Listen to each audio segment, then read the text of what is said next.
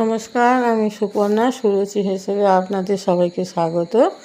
আজ আমি আপনাদের বিভিন্ন রকম সবজি দিয়ে মাছের ঝোল করে দেখাবো। এর জন্য আমি নিয়েছি আলু, গাজর, বিন কড়াই, পেঁপে, পটল, বেগুন।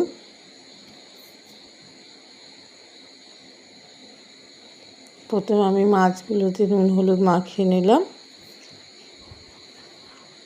এবার কড়াইতে সর্ষের তেল দিলাম।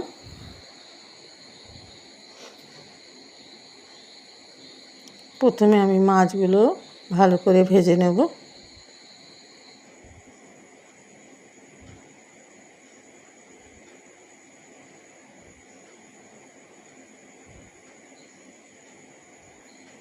মাছগুলো ভালো করে লাল করে ভাজা হয়ে গেছে। এবার আমি মাছগুলোকে তুলে নেব। এবার ওই তেলের মধ্যেই সবজিগুলো আমি সব পরপর দিয়ে দেবো।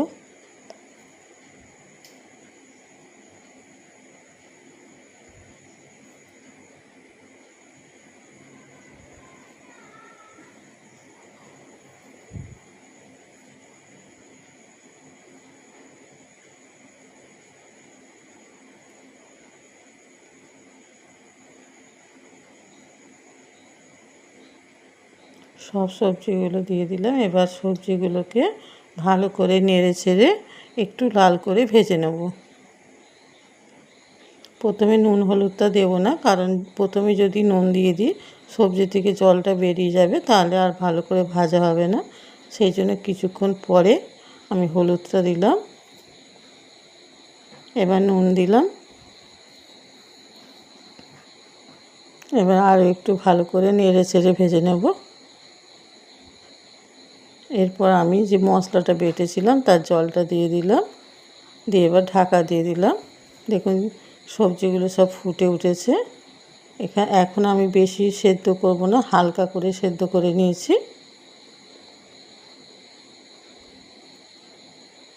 এবার কড়াইতে খুব সামান্য পরিমাণ তেল দিলাম, কারণ ভাজার সময় অনেকটা তেল ছিল।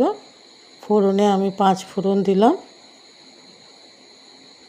তেজপাতা দিয়েছি।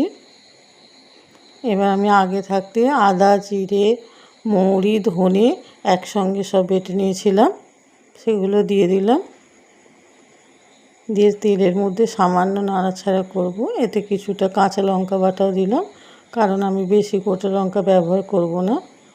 রঙের জন্য খুব সামান্য গুঁড়ো লঙ্কা দিয়েছি।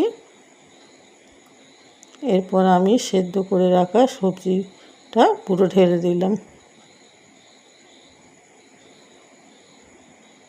দেখুন ঝোলটা ফুটে উঠেছে ভালো করে।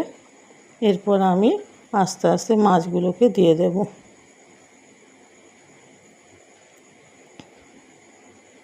এবার মিনিট 5 আমি ঝোলটা ফুটিয়ে নেব।